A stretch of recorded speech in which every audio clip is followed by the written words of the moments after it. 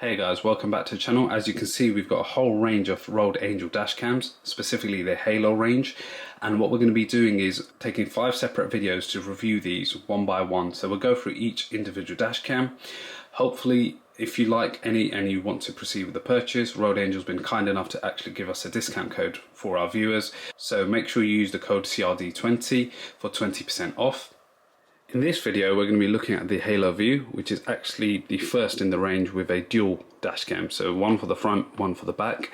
As you can see, it actually replaces your rear view mirror. So 3 years guarantee, as with the most of the different Rode Angel products. It's got the same parking mode and G sensors if you hardwire the kit. It is a 2K dash cam, so that's the front resolution. And then on the rear, you've got 1080p. Again, just with all of the other ones that we looked at so far, it does support up to 128 gigabytes using an SD card. So with that said guys, let's look at what's included inside the box and then we'll get onto the installation side of things. So starting off, you've got the actual dash cam itself, which is a rear view mirror. Now how it works is you've got these straps, rubber straps here. You will effectively, imagine my hand is the rear view mirror, you put that over the top, and then pull these rubber straps which are extendable around it, and then that will securely fix this rear view mirror dash cam on top of your existing one. You've got your dash cam on the back, which you can see is pretty adjustable. So once it's mounted, you'll be able to get the right angle looking out of your windscreen, and it will have a heated mode apparently, which helps defrost the car when your windscreen is frosty. So it will help defrost it quicker, so the dash cam is, well, can see a lot quicker. So that's the dash cam itself. You've got the rear dash cam, which is waterproof should you wish to stick it outside the car. The other option is, of course, you've got sticky pads, and then you could actually just stick that inside the car if you wanted to. You've got your 12-volt charger, and then you've got your USB cable, so this powers the dash cam. And then you've got your front to rear cable. So let's get this set up and actually show you how to use it. Right guys, so got it set up. I'm just going to plug the power cable in. Halo Dashcam active. And we'll take this off. Turn the car on, it starts on the rear view, just like you would expect, because this is obviously a rear view mirror housing at the end of the day. But if you wanted to look forward, you just swipe, and as simple as that. The quality, guys, I have to say, looks really, really good. Obviously, we will take this out and do some proper driving clips and put them up on screen. But for now, I'm actually really impressed with how straightforward this is to use. You can see you've got the date set up, you've got the time. I obviously need to adjust that. But let's now dive through some of the menus and see what settings are available on this. Right, guys, so to get into the settings, what you do is tap once on the screen. And then you've got your settings, your album, which is your playback, ability to snapshot and turn the microphone on and off. So another way to get into the album, a quick way, is just swipe right. So once you've got that screen up, and then you can see you've got your video playback, you've got your emergency file. So this is if it's detected a crash or a G sensor's been triggered, it will lock the file automatically for you. And then a snapshot file as well, like if you wanted to take any screenshots, etc. while you're doing it. So let's just go into video playback. And what you can see is you've got all your different files here.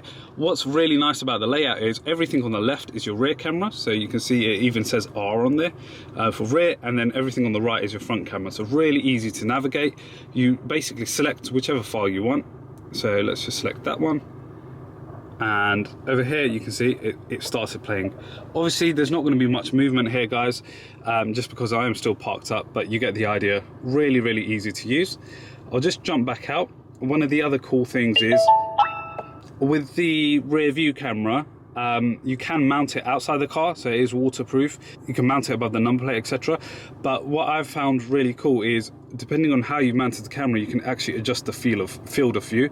So you can see there, I've just got mine mounted to the rear windscreen, right? But it's good enough to basically move up and down. So I'm just going to keep mine about there, which is roughly cropping the rest of the windscreen out. So pretty good stuff.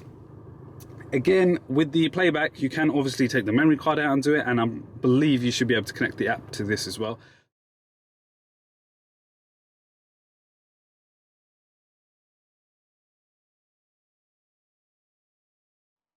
Right guys, let's take a look at some of the footage that I took off the SD card. This is roughly about 30 to 45 minutes before sundown, and as you can see, it's doing a very good job with the colors actually. So really nice and vibrant. It's picking up the detail pretty well, so not bad for the 2K front camera that it's got. So as you can see, that the field of view is slightly skewed to the left, but that's probably an error on my part in terms of not pointing the dash cam in the right direction, so ignore that. But so far so good. You can see as everything's come to a standstill, it's very clear to pick up the number plates and read from there. We have got this exact clip on a rear camera in a second, but I'll just leave it here because I can see there's some sirens coming towards us. And basically, let's just see how the dashcam deals with that. Will everything get blown out of proportion? Nope. Looks so far so good. So there you have it, guys. This is how it looks on the front cam in the daytime. Now let's quickly go and look at the rear cam, and then I'll throw in some nighttime footage as well, just to give you a full overview. So here we are with the rear camera footage.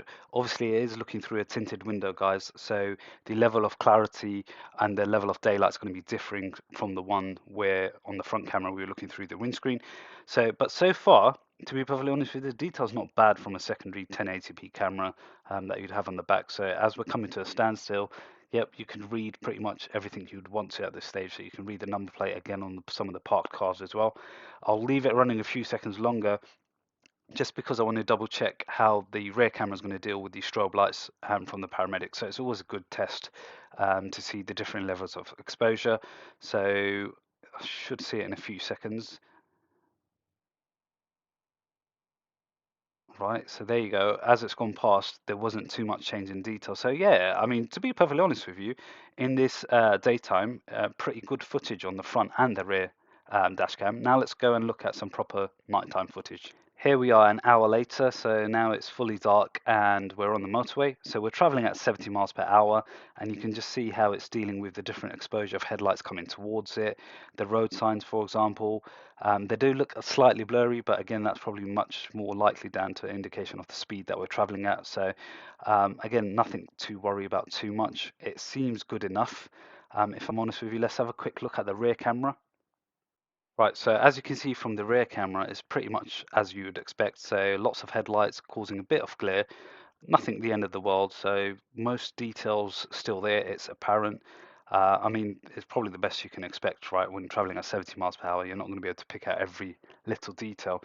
Worth mentioning, the upcoming reviews on the Halo Ultra and the Halo Pro have actually had the cameras mounted at the same time as today, so we'll be able to get a good direct comparison of the difference in the details. But overall, for the Halo View, I do not think it's a bad package at all. Very good front and rear camera, and as you've seen, a good amount of detail in the daylight and nighttime. Leave a comment down below, guys. That's it for now. Hope you found this one useful, and remember, if you are buying it, use the 20% off code CRD10. That's all for now. We'll catch you in the next one. Thanks for watching.